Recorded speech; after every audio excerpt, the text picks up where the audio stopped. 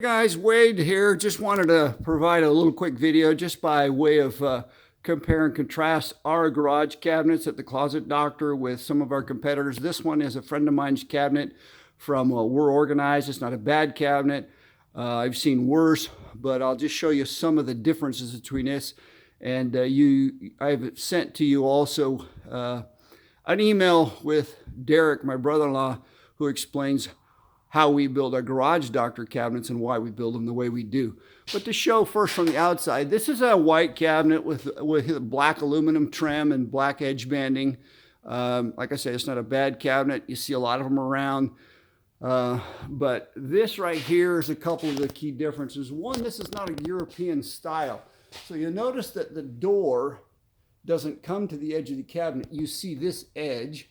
And then they have this cheap brass hinge, about a 38-cent hinge right here. And it has 3 of them on this door, okay?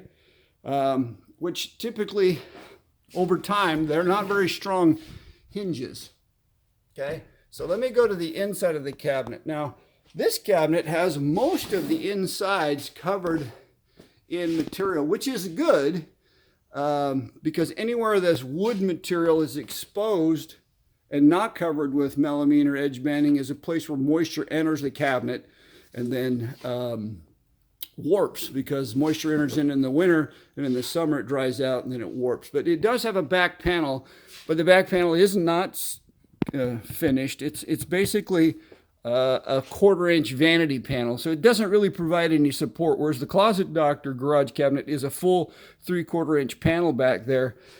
But to kind of show you some of the reasons why we do what we do is that, well, for number one, in order to provide structural support for this cabinet, what they've done is put a stretcher in across the back.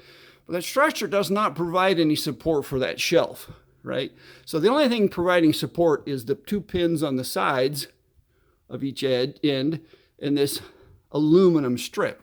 So this, if you put more than 100 pounds, that's why they rate these for 100 pounds, whereas the Closet Doctor garage cabinet is easily rated for over 400 pounds.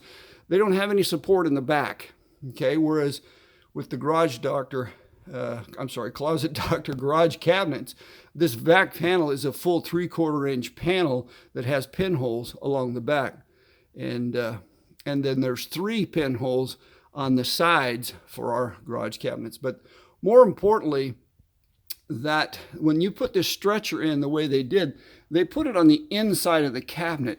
And so what happens from a storage standpoint, this bin has to be put widthwise instead of lengthwise, because the bin hits the stretcher in the back, and when you close the door, it doesn't close. So you're forced to put it in sideways, which means you can only put 2 bins. Now, on the shelf that doesn't have the stretcher in it, you can see that the bins, you can put 3 bins on each shelf. Well, if you get rid of at least, and they've done stretchers on 2 cabinets, so on 2 different sets of shelves, you can only put in 2 bins instead of 3. So you're losing some space and storage in the garage cabinet, okay? So just wanted you to see and be able to recognize the differences in the quality so that you can appreciate why we build what we build. Our shelves, because we have the back panel that's on the outside of the cabinet, not built on the inside,